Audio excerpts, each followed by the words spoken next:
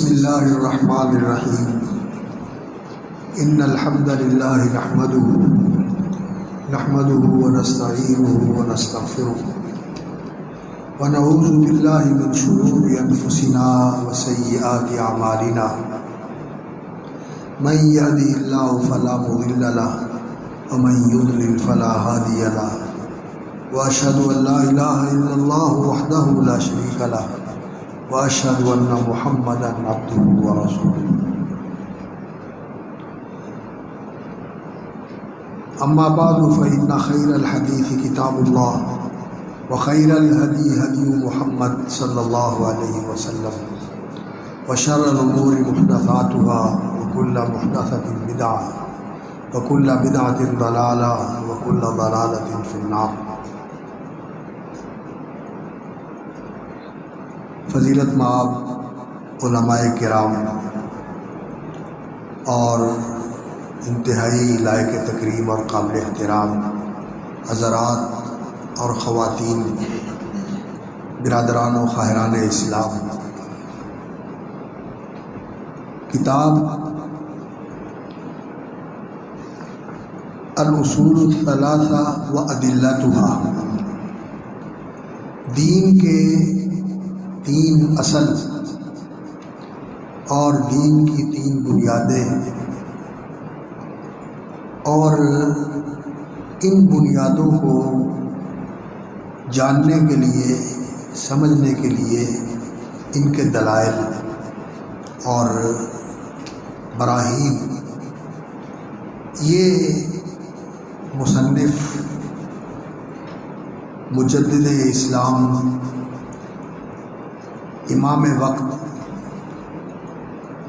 الشیخ محمد بن عبد الوہاب ابن سلیمان التمیمی رحمۃ اللہ علیہ نے ایک تعلیمی اور تربیتی رسالہ تالیف فرمایا، اور اس رسالے کو اللہ رب العزت نے بہت ہی قبولیت اور پذیرائی عطا فرمائی۔ یہ دسیوں بیسیوں نہیں، سینکڑوں ہزاروں، بلکہ اگر کہا جائے تو ہزاروں لاکھوں لوگوں کے لیے یہ دین کے فہم اور علم و ایمان کے اندر رسوخ اور دین پہ استقامت اور دین سے تمسک اور دین کے التزام کا ذریعہ بننے والا بابرکت رسالہ ہے۔ اور اس کے اندر جو کچھ بیان کیا گیا ہے، یہ کوئی ایسی چیزیں نہیں ہیں کہ جو نئی ہوں، یہ دین کی جانی پہچانی چیزیں ہیں، بلکہ یہ بنیادیں ہیں جن کے اوپر دین قائم ہوتا ہے۔ ان کو سمجھنا اور ان کے بارے میں جانکاری حاصل کرنا اور ان کے بارے میں اپنی معلومات کو درست زاویے کے اندر لے کے آنا، یہ بہت ضروری ہوتا ہے، کیونکہ بنیاد کے اندر اگر صحیح کام کیا جائے اور انسان کی بنیادیں صحیح ہو جائیں تو پھر اوپر جو عمارت ہے وہ پائیدار بھی ہوتی ہے اور وہ قائم رہنے والی بھی ہوتی ہے، اور اس سے صحیح طور پر استفادہ کیا جا سکتا ہے۔ لیکن اگر بنیاد کو ہی صحیح نہ بنایا گیا ہو اور اس کے اوپر توجہ نہ دی گئی ہو اور وہ پختہ بنیاد ہو تو پھر عمارت بھی وہ ڈاواڈول ہوتی ہے، پائیدار نہیں ہوتی۔ تو بنیاد تو اساس ہے اور نیو ہے، جسے پنجابی میں ہم نی کہتے ہیں، سرائکی میں پتہ نہیں کیا کہتے ہوں گے۔ تو اردو والے نیو کہتے ہیں، جس کے اوپر چیز کھڑی ہوتی ہے۔ تو دین جو کھڑا ہے 3 بنیادیں ہیں اس کی۔ ایک دین جس نے دین مقرر کیا ہے اور جو اس دین کا نازل فرمانے والا ہے، اور جس نے اس دین کو اپنے بندوں کے لیے اتارا ہے اور اس دین کو اس نے منظم اور مرتب کیا ہے، ڈیزائن کیا ہے۔ ایک وہ ہستی ہے، وہ ہے اللہ رب العزت۔ تو اللہ رب العزت کی صحیح معرفت یہ پہلی بنیاد ہے۔ اور دوسری بنیاد یہ ہے کہ وہ دین کیا ہے جو اللہ رب العزت نے ہمارے لیے طریقہ زندگی مقرر فرمایا ہے، پسند فرمایا ہے، ڈیزائن فرمایا ہے، وہ دین ہے کیا؟ اس دین کو سمجھنا، اس دین کے بارے میں جاننا، یہ دوسری بنیاد ہے۔ اور تیسری بنیاد یہ ہے کہ یہ دین کون لے کے آیا اور کس نے یہ دین سکھایا اور کس نے اس دین پر عمل کر کے دکھایا، وہ کون ہستی ہے اور ان کا کیا مقام ہے اور ان کا کیا مرتبہ ہے، اور ان کے بارے میں ہمارا علم کیا ہونا چاہیے، ہمارا عقیدہ کیا ہونا چاہیے اور ہمارا نظریہ کیا ہونا چاہیے، اور دین کے بارے میں ہمارا رویہ کیا ہونا چاہیے، یہ چیزیں جاننی ضروری ہیں۔ تو ایک حصے کے بارے میں گفتگو ہوئی تھی، اور دوسرا جو دین کی اساس اور دین کا اصل اور دین کی بنیاد ہے، اس تک سلسلہ کلام پہنچا تھا۔ تو آج وہیں سے ہم آغاز کرتے ہیں۔ الاصل الثانی، مصنف رحمۃ اللہ علیہ نے فرمایا کہ دوسرا اصل، دوسری بنیاد جس کے اوپر دین کی عمارت کھڑی ہوتی ہے، معرفت دین الاسلام بالادلہ۔ ویسے تو الاصول الثلاثہ و ادلتھا کے اندر یہ بات آ ہی گئی تھی کہ دین کے 3 اصول اور اس کے دلائل، لیکن پھر اسی بات کو دوبارہ ذہن میں مستحضر کرنے کے لیے اور ذہن کے اندر اس کو واضح کرنے کے لیے اور انسان کو اس کی طرف متوجہ کرنے کے لیے مصنف رحمۃ اللہ علیہ نے اس کو کھول کر بیان کر دیا کہ اصل ثانی یہ ہے معرفت دین الاسلام بالادلہ، کہ دین اسلام کی انسان جانکاری اور معرفت حاصل کرے اور دین اسلام کو سمجھے بالادلہ، دلائل کے ساتھ۔ دین کیا ہے اور دین اللہ کے ہاں دین اسلام ہے، اور اس دین اسلام کو سمجھنا چاہیے کہ دین اسلام کیا ہے، اس کے اندر کون سی چیزیں شامل ہیں، اور جو چیزیں شامل ہیں ان کی حقیقت کیا ہے، ان کے ارکان کیا ہیں، ان کے تقاضے کیا ہیں، اور کس چیز کو پہلے درجے، دین کا پہلا درجہ ہے، وہ پہلا مقام ہے،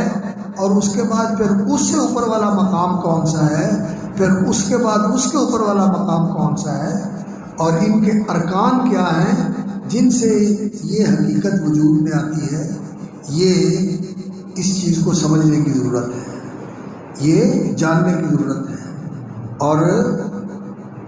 مصنف رحمۃ اللہ علیہ نے یہ فرمایا کہ اس کو دلائل کے ساتھ سمجھنا چاہیے۔ دلیل 2 طرح کی ہوتی ہے، ایک نقلی دلیل اور ایک عقلی دلیل۔ نقلی دلیل یہ ہوتی ہے کہ قرآن اور سنت سے انسان دلیل پیش کرے۔ دلیل وہ چیز ہوتی ہے جو کسی چیز کی طرف رہنمائی کرتی ہے، جو کسی چیز کی طرف، اس کے جاننے سے ایک دوسری چیز کا جاننا لازم آتا ہے، جب انسان نے یہ جان لیا تو اس سے یہ لازم آتا ہے کہ وہ چیز بھی ہے، یہ اس کی طرف رہنمائی کر رہی ہے، یہ اس پر دلالت کر رہی ہے، یہ بتا رہی ہے کہ وہ چیز ہے، اس کو دلیل کہا جاتا ہے۔ تو دین اسلام کے دلائل کیا ہے یہ جاننا، ایک تو اس کے لیے نقلی دلیل ہے، نقلی دلیل قرآن مجید میں سے یا رسول اکرم صلی اللہ علیہ وسلم کی سنت مطہرہ میں سے۔ کیوں؟ اس لیے کہ یہ دونوں وحی ہیں، قرآن بھی وحی ہے، منزل من اللہ ہے، اور حکمت جو قرآن مجید کی تعمیل ہے، عملی تفسیر ہے، وہ بھی منزل من اللہ ہے۔ اس معنی میں کہ اللہ رب العزت کی رہنمائی کے اندر رسول اکرم صلی اللہ علیہ وسلم نے دین پر عمل کیا۔ ثم جعلناک علی شریعۃ من الامر فاتبعها، ہم نے آپ کو شریعت، راستہ، دین کے ایک راستے پر لگا دیا ہے۔ جعلناک علی شریعۃ من الامر، ہم نے آپ کو امر، دین، امر سے مراد یہاں کیا ہے؟ دین، دین کے ایک راستے پر لگا دیا ہے۔ فاتبعها ولا تتبع اهواء الذين لا يعلمون، اب آپ نے اس راستے پر چلنا ہے اور جنہیں علم نہیں ہے اس دین کا، ان لوگوں کی خواہشات کی پیروی نہیں کرنی۔ تو اللہ رب العزت نے آپ کو دین کے راستے پر لگا دیا، اور اللہ رب العزت نے اس بات کی گواہی قرآن مجید میں دی کہ یاسین والقرآن الحکیم انک لمن المرسلین علی صراط مستقیم، اے میرے نبی، یاسین والقرآن الحکیم، اس قرآن حکیم کی قسم، انک لمن المرسلین، بے شک آپ اللہ کے بھیجے ہوئے رسول برحق ہیں، سچے رسول ہیں۔ علی صراط مستقیم، آپ کا ہر قدم اور آپ کا ہر چلن اور آپ کا ہر اقدام علی صراط مستقیم، صراط مستقیم کے اوپر ہے۔ آپ جو کہتے ہیں وہ بھی صراط مستقیم ہے، جو کرتے ہیں وہ بھی صراط مستقیم ہے، جو بتاتے ہیں وہ بھی صراط مستقیم ہے، وہ بھی صراط مستقیم ہے۔ وَإِنَّكَ لَتَهْدِي إِلَىٰ صِرَاطٍ مُسْتَقِيمٍ، آپ صراط مستقیم کی طرف رہنمائی فرماتے ہیں۔ تو یہ آیتیں بتاتی ہیں کہ رسول اکرم صلی اللہ علیہ وسلم کا عمل بھی وحی کی روشنی میں ہوتا تھا، اور آپ صلی اللہ علیہ وسلم سے قرآن میں یہ اعلان کروایا گیا ہے، ان اتبع الا ما یوحی الی، میں تو اپنی زندگی میں صرف اسی وحی کی پیروی کرتا ہوں جو مجھ پر نازل کی جاتی ہے، کیونکہ آپ کو حکم یہ تھا واتبع ما یوحی الیک من ربک، جو اللہ کی طرف سے وحی کیا جاتا ہے اس کی پیروی کریں۔ تو نبی صلی اللہ علیہ وسلم کا عمل بھی وحی پر تھا، اور قول وہ بھی وحی تھا، جیسا کہ اللہ رب العزت نے فرمایا وما ينطق عن الهوى ان هو الا وحی یوحی، وہ ہمارے نبی اپنی چاہت اور خواہش سے نہیں بولتے دین کے معاملے میں، دین کے معاملے میں جو بات کرتے ہیں وما ينطق عن الهوى، ان کی اپنی خواہش یا کسی کی خواہش یا کسی کی بات نہیں ہوتی، ان هو الا وحی یوحی، ان کا بولنا تو صرف وحی کی ترجمانی ہوتا ہے جو اللہ تعالیٰ کی طرف سے ان پر نازل کی جاتی ہے۔ تو قول بھی وحی، عمل بھی وحی، تو پھر قرآن بھی وحی، اور قرآن کا بیان، نبی صلی اللہ علیہ وسلم کا فرمان بھی وحی، اور قرآن پر عمل نبی صلی اللہ علیہ وسلم کی سنت بھی وحی۔ تو یہ دونوں نقلی دلیل ہیں، قرآن اور سنت یہ نقلی دلیل ہے، اور قرآن اور سنت میں جو کچھ بیان کیا گیا ہے، انسان کی عقل اگر سیدھی ہو، عقل سلیم ہو، عقل راست اور سلیم ہو، اس کے اندر کجی نہ ہو، تو وہ قرآن اور سنت کی دلیل کو قبول کرتی ہے عقل، اور اسے اس کے ماننے میں ذرا بھی تردد اور ہچکچاہٹ نہیں ہوتی۔ ادھر قرآن مجید کی بات آئی اور ادھر رسول اکرم صلی اللہ علیہ وسلم کا فرمان آیا، اور انسان نے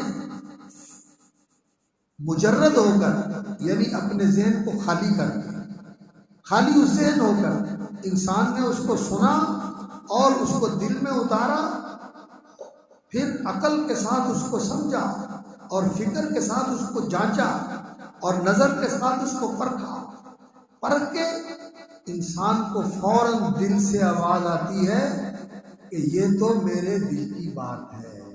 یہ تو وہی ہے جو میرے اندر سے آواز آ رہی ہے۔ اس لیے عقل اور قرآن و سنت کے درمیان تضاد اور تناقض نہیں ہوتا، موافقت ہوتی ہے، لیکن عقل سلیم ہونی چاہیے۔ اور اگر عقل جو ہے وہ ٹیڑھی ہو جائے اور عقل جو ہے وہ گمراہی کا شکار ہو جائے تو پھر وہ قرآن اور سنت میں اس کو اختلاف نظر آتا ہے کہ میری عقل کچھ کہہ رہی ہے، قرآن و سنت کچھ کہہ رہا ہے، تو یہ عقل کی بات نہیں ہوتی، یہ بے عقلی کی بات ہوتی ہے۔ اللہ رب العزت نے قرآن مجید میں یہ حقیقت بیان فرمائی، اللہ رب العزت انسان کو پیدا کرنے والا ہے، دل اور دماغ بھی انسان کو وہی دینے والا ہے، اور عقل، شعور، فہم و فراست اور بصیرت و حکمت کی ساری صلاحیتیں اور قوتیں دینے والا کون ہے؟ اللہ، جو انسان کا خالق ہے۔ وہ یہ کہتا ہے کہ جو لوگ قرآن اور حدیث کو نہیں مانتے وہ کون ہیں؟ لا یعقلون، عقل نہیں رکھتے، علم نہیں رکھتے، جہالت کی وجہ سے ایسا کرتے ہیں، بے عقلی کی وجہ سے ایسا کرتے ہیں۔ اگر ان کے پاس عقل ہوتی تو مان لیتے ہیں۔ اللہ اکبر۔ اور اس حقیقت کا قرآن نے تو اعلان کیا، لیکن جب حقیقتیں سامنے آئیں گی اور انسان کو قیامت والے دن اپنا انجام دکھائی دے گا تو وہ کیا کہیں گے؟ وَقَالُوا لَوْ كُنَّا نَسْمَعُ أَوْ نَعْقِلُ، اے کاش کہ ہم سنتے ہوتے اور ہم سمجھتے ہوتے تو آج لو كنا نسمع ونعقل ما كنا فی اصحاب السعیر، آج جہنم کا ایندھن نہ بنتے۔ تو صحیح عقل قرآن اور حدیث کے مطابق ہوتی ہے۔ اور امام ابن تیمیہ رحمۃ اللہ علیہ کی ایک کتاب ہے موافقت صحیح المنقول لصریح المعقول، جو عقل صریح کی بات ہے، جو عقل واضح طور پر جو عقل کہتی ہے صحیح منقول قرآن اور حدیث بالکل اس کے مطابق ہوتی ہے، اس کے مطابق ہوتی ہے۔ ہاں، یہاں ایک بات جو ہے وہ ذہن میں رہنی چاہیے دین کو سمجھنے کے لیے، وہ کیا کہ انسان کا علم بھی محدود ہے اور انسان کی عقل بھی محدود ہے۔ اس عقل میں ساری چیزیں نہیں آ سکتی، ساری چیزیں علم میں بھی نہیں آ سکتی۔ آپ میں سے شاید بہت سارے لوگوں کو علم ہوگا اس بات کا کہ عربی زبان میں ایک ترجمہ ہوا ہے اور وہ پچھلی یعنی 19ویں صدی میں لکھی جانے والی کتابوں میں سے ایک کتاب ہے، دی یونیورس انون، العالم المجہول، وہ کائنات جس کے بارے میں انسان نہیں جانتا، جس کے بارے میں اب ہم 21ویں صدی میں ہیں۔ 19ویں صدی میں انسانی معلومات اور انفارمیشن یہی تھی جو آج ہے۔ 19ویں صدی کی بات کیا کرتے ہو، 20ویں صدی میں بھی یہ انفارمیشن نہیں تھی جو آج ہے، اور 22ویں صدی میں، 21ویں صدی کے بعد آج 2023 ہے، اور جب یہ 21ویں صدی گزر جائے گی، 22ویں صدی آئے گی تو پھر انسان کی انفارمیشن کیا ہوگی؟ یہ جو انفارمیشن کا ایک سیلاب آیا ہوا ہے، ہر روز نئی سے نئی چیزیں سامنے آ رہی ہیں. یہ انسان کا جانکاری کا یہ سلسلہ جاری رہے گا اور نئی سے نئی چیزیں سامنے آتی رہیں گی، اور انسان کو ہر دور میں دیکھ کر یہ معلوم ہوتا رہے گا کہ جو میں نہیں جانتا وہ بہت زیادہ ہے بنسبت اس کے جو میں جانتا ہوں. اور قرآن کی یہ اعلان کردہ حقیقت یہ بالکل ایسی ہی رہے گی. وَمَا أُوتِيتُم مِّنَ الْعِلْمِ إِلَّا قَلِيلًا، کہ تمہیں بہت تھوڑا علم دیا گیا ہے. تو عقلی دلیل یہ قرآن اور حدیث کے مطابق ہوتی ہے، لیکن بعض چیزیں ایسی آتی ہیں قرآن اور حدیث میں جن کو جان کر سن کر مان لینا ہی انسان کی عقل مندی ہوتی ہے. اس لیے کہ وہ اس علام الغیوب کی بتائی ہوئی حقیقت ہے جو اس کائنات کی ساری حقیقتوں سے باخبر ہے، اور اس کائنات کی کوئی کھلی اور چھپی چیز اس سے اوجھل نہیں. وہ ہر چیز کو ایسے ہی دیکھ رہا ہے جیسے ہر چیز اس کے سامنے. عالم الغیب والشہادہ لا یخفی علیہ شیء فی الارض ولا فی السماء، یہ قاعدہ ہے دلیل کو سمجھنے کا کہ بعض چیزیں علم سے ماوراء ہوتی ہیں کہ وہاں تک میرے علم کی رسائی نہیں ہو سکتی. میرا تخیل، میرا تصور اور میری فکر، میری سوچ یہ وہاں تک نہیں پہنچ سکتی. میرا علم کوتاہ ہے اور میری عقل تو یہ میرے علم کی دی ہوئی معلومات کو ترتیب دے کر ہی نتیجہ حاصل کرتی ہے. جب میرا علم محدود ہے تو میرے علم نے جو معلومات مشاہدے سے، سن کر، محسوس کر کے، پڑھ کر، جان کر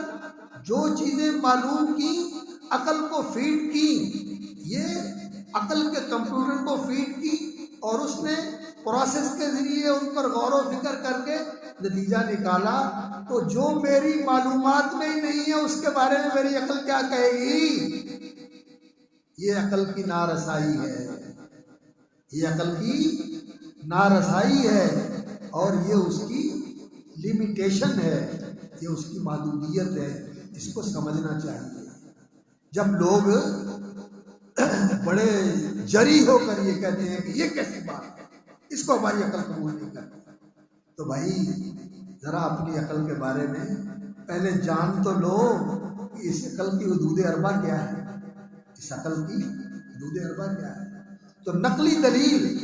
ٹھیک ہے، اس کی بھی ضرورت ہوتی ہے، وہ تو اصل ہے جو وحی ہے قرآن اور سنت. اور عقلی دلیل یہ بھی ہونی چاہیے اس کے ساتھ، لیکن یہ تب جب وہ بات عقل میں آتی ہے. لیکن جہاں بات عقل سے مافوق اور ماوراء ہے، عقل سے، عقل کی حدود سے آگے کی بات ہے، تو وہاں آمنا و صدقنا کے سوا کوئی چارہ نہیں ہے. اس لیے انسان کو اپنی حیثیت کا علم ہونا چاہیے. اور دنیا کے معاملے میں انسان اپنی اس چیز کو تسلیم کرتا ہے. جب بزنس کی، اللہ اکبر، منصوبہ بندی کا وقت ہوتا ہے تو ہم بزنس کی پلاننگ کرنے والے جو اس کے لیے منصوبہ سازی کرتے ہیں ان کی مشاورت اور ان کی مہارت سے فائدہ اٹھاتے ہیں کہ میں اس بزنس کی کرنا چاہتا ہوں، مجھے اس کے لیے پالیسی بنا کے دیں، مجھے اس کا طریقہ کار بتائیں کہ میں اس کو کیسے کروں. وہ اس کے لیے پلاننگ کرتے ہیں. اور پھر ایڈمنسٹریشن والے آ جاتے ہیں جو کہتے ہیں کہ اس پالیسی کو اور اس پلاننگ کو اور اس پروجیکٹ کو ایسے منظم کرنا ہے، اور پھر اس کو چلانے والے آ جاتے ہیں، پھر مینجمنٹ والے آ جاتے ہیں.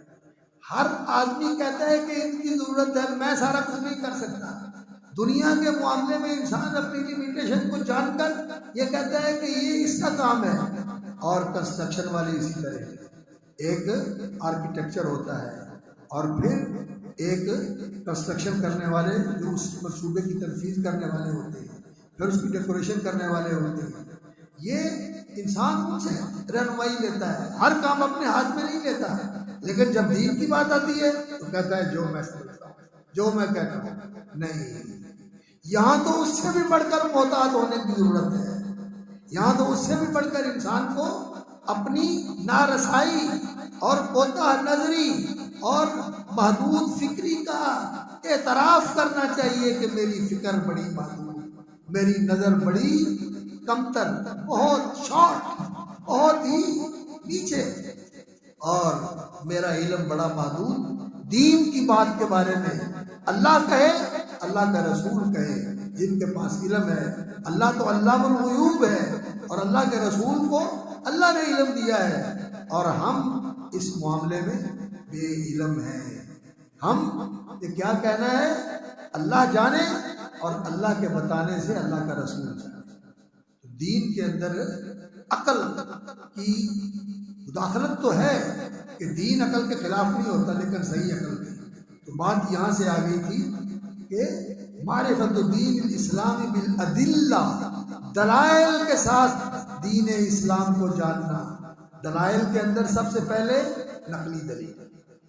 دین اوپر سے آیا ہے، اللہ نے اتارا ہے، تو اس کے ثبوت کے لیے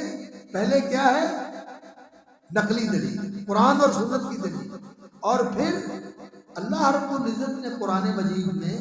جو کہا ہے کہ یبین اللہ لکم آیاتہ لعلکم تعقلون، کہ اللہ رب العزت تمہارے لیے اپنی آیتیں واضح کر کے بیان کرتے ہیں تاکہ تم سمجھو۔ یبین اللہ لکم الآیات لعلکم تتفکرون، تاکہ تم غور و فکر کرو۔ تو عقل اور فکر کو استعمال میں لانا یہ قرآن اور حدیث کی تعلیم اور اس کا تقاضا ہے، لیکن اس علم کے ساتھ کہ ساری چیزیں ہماری عقل کی رسائی میں نہیں آتی، کیونکہ ہمارا علم محدود ہے، اور عقل جو ہے اس محدود علم کی دی ہوئی معلومات کی بنیاد پر ہی کوئی کسی چیز کے بارے میں کوئی فیصلہ کر سکتی ہے۔ تو دین کی باتیں جو ہیں وہ ہمارے علم سے آگے کی باتیں ہوتی ہیں، اور ہماری عقل سے اوپر کی باتیں ہوتی ہیں۔ وہاں جو بات آ جائے اس کو یہ تو آپ تصدیق کریں کہ یہ قرآن میں ہے، یہ حدیث میں ہے، یہ اللہ کا فرمان ہے، یہ اللہ کے رسول صلی اللہ علیہ وسلم سے صحیح ثابت ہے، یہ آپ کا حق ہے، آپ پوچھیں، جانیں۔ اور الحمدللہ یہ جاننا بڑا آسان ہے، یہ جاننا بڑا آسان ہے۔ اب تو سچی بات ہے، اس کمپیوٹر کے دور میں اور اس آئی ٹی کے دور میں، انفارمیشن ٹیکنالوجی کے دور میں، انسان کی جیب میں لائبریری ہوتی ہے، اور ادھر کلک کیا ادھر پورا ریکارڈ، قرآن میں بھی کہاں کہاں ہے، حدیث میں بھی کہاں کہاں ہے، کون سی کتابیں، ساری ایک سیکنڈ کے اندر آپ کے سامنے آ جائے۔ اس کی تحقیق کرنا ضروری ہے اور کرنی چاہیے، لیکن یہ تحقیق اگر ماہرین سے مراجعت کے بغیر کی جائے، انسان خود ہی سارا کچھ کرنے بیٹھ جائے، تو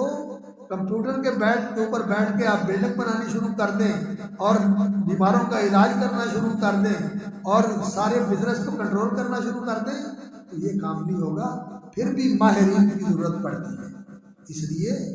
اس انفارمیشن کی سہولت کے باوجود، اس رسائی کی اور اس جو ہے انسان کی معلومات کی آسانی کے ساتھ رسائی کی سہولتوں کے باوجود اہل علم کی طرف رجوع کرنا ضروری ہوتا ہے۔ علماء سے بے نیاز نہیں ہونا چاہیے، اساتذہ سے بے نیاز نہیں ہونا چاہیے، اساتذہ سے پڑھنا، سمجھنا، جاننا اور ان کی طرف رجوع کرنا اور ان سے رہنمائی لینا، یہ انسان کے ضروری ہوتا ہے۔ یہ تو تمہیدی بات تھی، اس لیے کہ دلائل آئیں گے اور زیادہ تر تو قرآن اور حدیث کے دلائل ہیں، لیکن کہیں کہیں عقلی بات بھی آ جاتی ہے کہ یہ جو کچھ کہا گیا ہے عقل کا بھی یہی تقاضا ہے۔ تو اس لیے میں نے دلائل کے حوالے سے تھوڑی سی ذرا کھول کر گفتگو آپ کے سامنے رکھی ہے تاکہ آپ کے ذہن میں بات واضح ہو۔ وَهُوَ معرفت الدین الاسلامی بالادلہ، یہ دوسرا اصل ہے۔ وَهُوَ الاستسلام للہ بالتوحید، یہ دین اسلام جو ہے یہ کیا ہے؟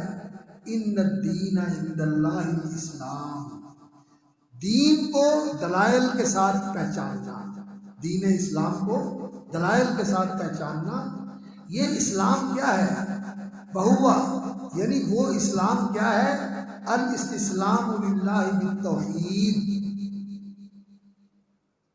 اسلمہ کا معنی ہوتا ہے کسی کے اپنے آپ کو حوالے کر دینا، اسلمہ کا معنی ہوتا ہے اپنے آپ کو کسی کے حوالے کر دینا، یہ معنی ہوتا ہے اسلمہ کا۔ تسلیم کا معنی ہوتا ہے کسی چیز کو کسی کے سپرد کر دینا، تسلیم کسی کو کسی کے سپرد کر دینا، اور اسلمہ اپنے آپ کو کسی کے حوالے کر دینا۔ اور استسلمہ کا معنی کیا ہوتا ہے؟ استسلمہ کا معنی ہوتا ہے کہ یہ کسی کے سامنے اپنے آپ کو فرما بردار بنا کے پیش کر دینا، کہ میں تیری فرما برداری اور اطاعت اور حکم برداری کے لیے اپنے آپ کو پیش کرتا ہوں، جو آپ کہیں گے میں وہ کروں گا۔ تو مکمل فرما برداری کا اظہار اور اقرار کرنا اور اس کے لیے اپنے آپ کو اس کے سامنے ڈال دینا، اس کو استسلام کہا جاتا ہے۔ الاستسلام للہ، اسلام کا معنی یہ ہے کہ مکمل فرما برداری کا اظہار اور اقرار کرنا اللہ کے لیے، اس کے لیے اللہ کے لیے، بالتوحید، اس کی توحید مانتے ہوئے، اس کی ذات کی توحید مانتے ہوئے، اس کی صفات کی توحید مانتے ہوئے، اس کے افعال کی توحید مانتے ہوئے،